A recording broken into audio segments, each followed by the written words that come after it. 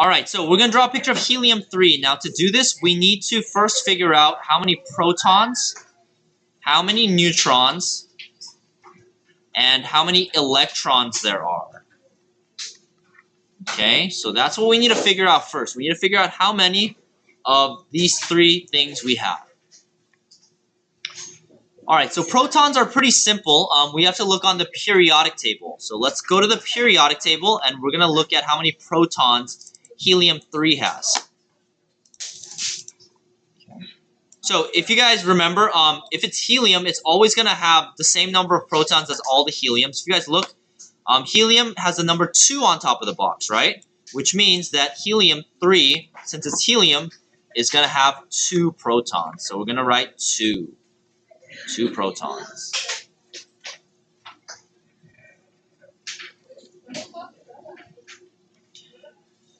Alright, we talked about this, we've been saying this for a while now, but the protons and the electrons are going to be the same number. So if we have 2 protons, we're going to draw 2 electrons.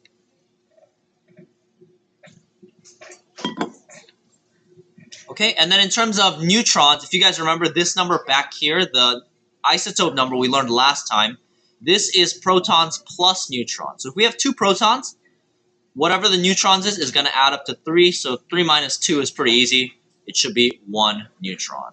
Okay, so that's what we went over last time, protons and neutrons. Alrighty, so let's start drawing our picture. So if you guys remember, the protons are positive, so we have 2 positive circles in the middle, and they're connected. The neutrons are neutral, so it's just going to be a blank circle. And then the electrons fly around the protons and neutrons, and they don't touch anything. So this right here is going to be your picture of your atom.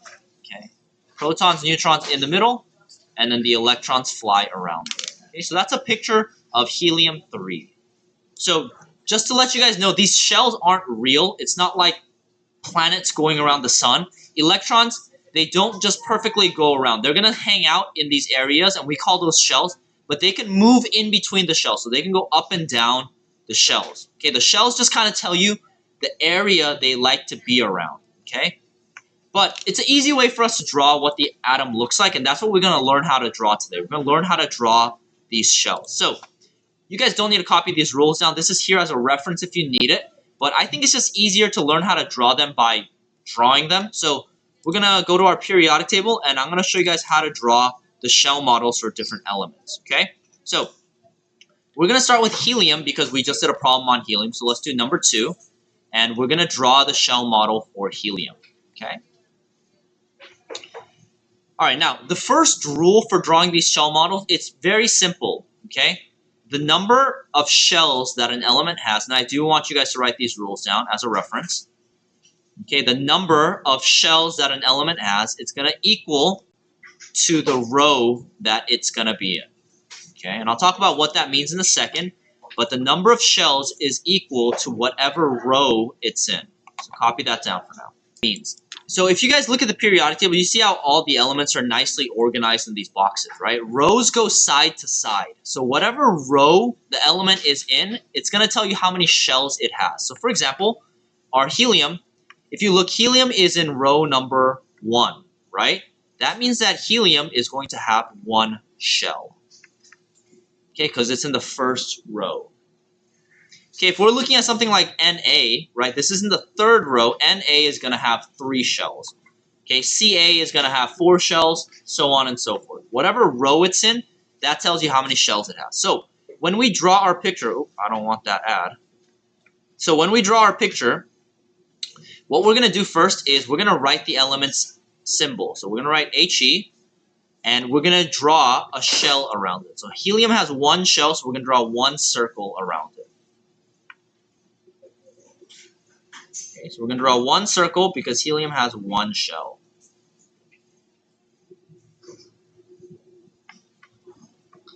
Alright, next we need to draw the electrons in the shells and then we'll be done. So if you guys take a look at helium, helium has the number 2 on the top, right? We said this is the protons, but it is also the number of electrons. So helium has 2 electrons, so we just need to draw 2 dots inside of that shell, and that's going to be it. That's the shell model for helium. Okay. So helium has 2 electrons. It only has 1 shell, so we put both electrons in that shell. Okay. All right, any questions about that? It's going to get a little bit more complicated, obviously, but this is kind of the base for it. It doesn't get too tricky, but we're going to start drawing elements with more than 1 shell. Okay, so let's do number 3 together. So I'll draw a line to kind of separate. We'll do number 3 right here. Okay, we're going to draw the shell model for, let's do boron. Okay, boron, B. Okay, and what I want you guys to do is on your paper, I want you guys just real quick, find boron, and I want you guys to just write down on your paper, how many shells does boron have? Okay, so just take a second, find boron, and just on your paper, write down how many shells does boron have? All right, so hopefully you found boron right here. And if you notice, it's in the second row, right? So that means boron is going to have 2 shells. Okay, make sense? Hopefully that part's pretty easy. Okay, let's draw it now. So we're going to write B for boron. And it has 2 shells, so we're going to draw 2 circles around it.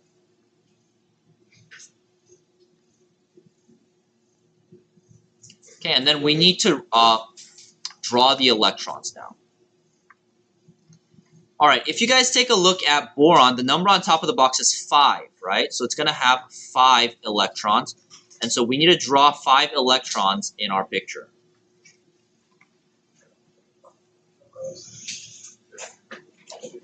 All right, so let me go over the rules for drawing it, because the problem here is there's 2 shells, right? So how many electrons do we put in each shell?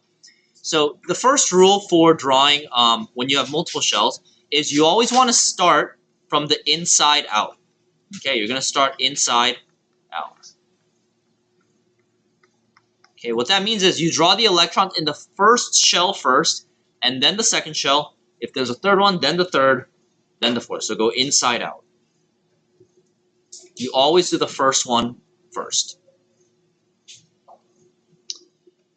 Okay, the second rule, and this is the one, it can get a little confusing, but the examples will help you. Okay, so the electrons in the shell is equal to the boxes in the row. And I'll tell you guys, I'll explain what that means in a second, but just jot that down so you have a reference. The number of electrons in the shell is dependent on the boxes in that row. Okay, I know that sounds really confusing, but when we do the problem, it'll make a little bit more sense, okay? So number of electrons in the shell is the boxes in that row.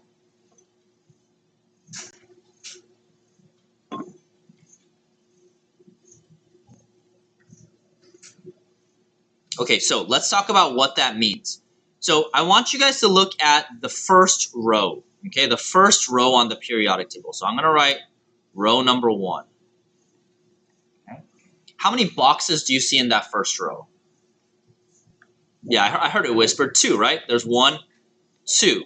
Okay, so row number 1 has 2 boxes. Okay, what that means is in the first shell, we have to draw 2 electrons. And that's the maximum amount that we can put in there. Okay, the first row has 2 boxes, so that means the first shell has 2 electrons. Okay, so if you want to make a note of that, shell number 1 has 2 electrons. And it's because that row has 2 boxes. Okay. Now we move on to the second row. Now if we take a look at boron right here, do you guys see how it's box number 1, 2, 3, right? That means that in the second row where boron ends, there's going to be 3 electrons. And if you look at the total number, it's 1, 2, 3, 4, 5, and that's the number that we were going to get to. Okay, so that's what I mean by the electrons in the shell is equal to the boxes in that row. Yeah. Will there ever be more electrons on the inside shell, or? No, the inside shell, the first shell is going to be the smallest always, and it'll always be 2. Yeah, good question. Yes. So the second shell It can hold 8, yeah, but boron only has 5, so we just put 3 and we don't fill it up. Yeah, great observation. All right, so with that being said, let me give you guys one to try on your own. It'll be a little bit of a larger element. I'll put it right here. But I want you guys to draw the picture. Let's do my favorite. Let's do oxygen, okay, because it's O. So I want you to find O on the periodic table and see if you guys can draw the shell model for O. I'll give you guys about 2 minutes to do that, and then we'll go over it together, and then we'll move on to the last example. Okay, find O and draw the shell model for oxygen. Okay, so for O, for oxygen, if you guys look, it's right here, right?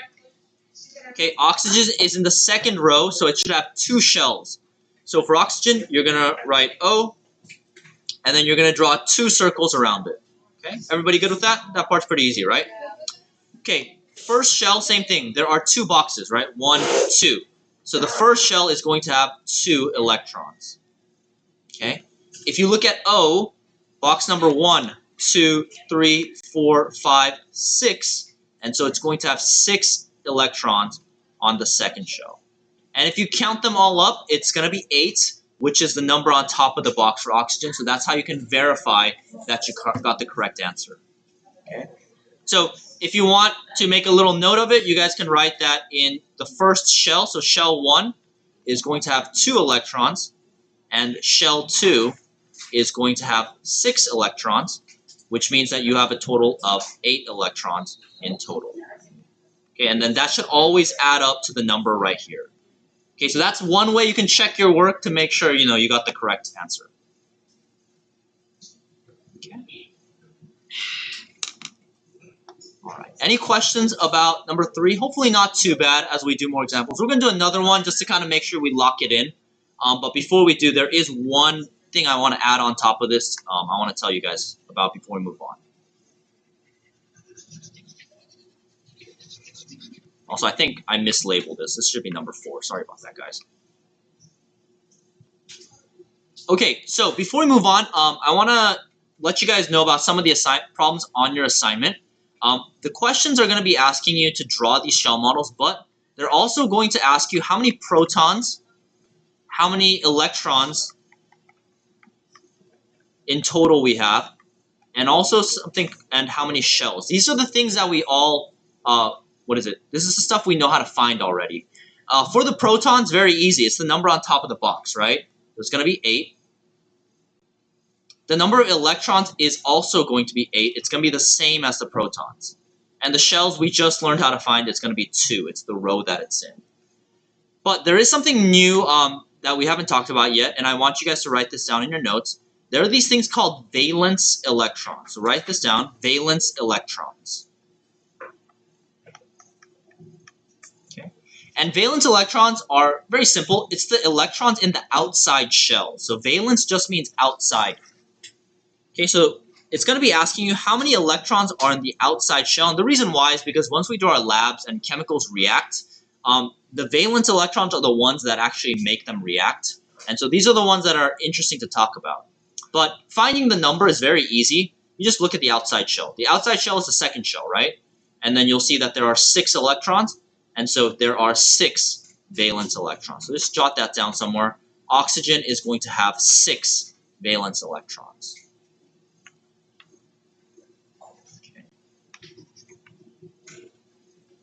All right, and if you want an easy way to figure out how many valence electron an element has, just find the element, and in the same row, just count the boxes. 1, 2, 3, 4, 5, 6, and it should have that number. If I asked you for something like Mg, you see how Mg is box number 2, right? So Mg will have 2 valence electrons, so on and so forth. Pretty simple. All right, we're going to do one last one together. And then after that, I have a quick demo to show you guys, and then you guys will be all done. Okay, so I want you guys first, I think this is number 5, if I'm labeling them correctly. I want you guys to find silicon. I want you to draw the shell model, but I also want you guys to tell me how many protons does it have, how many electrons in total does it have, and how many valence electrons does it have. Okay, and if you can get this on your own, the assignment should be really easy. Okay, this is about as hard as it's going to get today. Okay, so I want you guys to draw the shell model first. and then see if you guys can figure out how many protons, electrons, and valence electrons it has. And then we'll go over it, and then we'll do our demo, and then we'll be all done. Okay, so try on number 5. I'll give you about 2-3 minutes, and then we'll go over it together. Okay, so for number 5, silicon. Silicon is right here. Okay, if you guys take a look, it's row number 3, right? It's in the 3rd row. So when you're drawing Si, you're going to draw 3 shells around it. 1, 2. Oh, that's pretty bad. 1, 2, and 3. Okay, let's draw the electrons now. So if you guys take a look at the first row, there are 2 boxes. So we're going to draw 2 electrons in the first shell. So you guys don't need to write this on the bottom. I'm going to write it just so you guys have information. But shell 1 has 2 electrons. Shell number 2, if you guys count, it's 1, 2, 3, 4, 5, 6, 7, 8. And so there are going to be 8 electrons in the second shell. Okay. So again, just count the boxes. So shell 2 has 8 electrons. And then lastly, silicon is box number 1, 2, 3, 4. So you're going to have 4 in the outside shell. Okay. So if you got that, great job. If not, well, now you know how to get it when there's more shells. Okay, and to check our answer, let's take a look at the electrons. There's 14 electrons, right? And if you look at the number on top of the box, it's 14. And that's how you can be sure you got the correct answer. All right, so for protons, number on top of the box is 14. Electrons in total are the same. Valence is just box 1, 2, 3, 4. So there's 4 valence electrons. And that's pretty much it. That's what's going to be on your assignment and your quiz. Okay.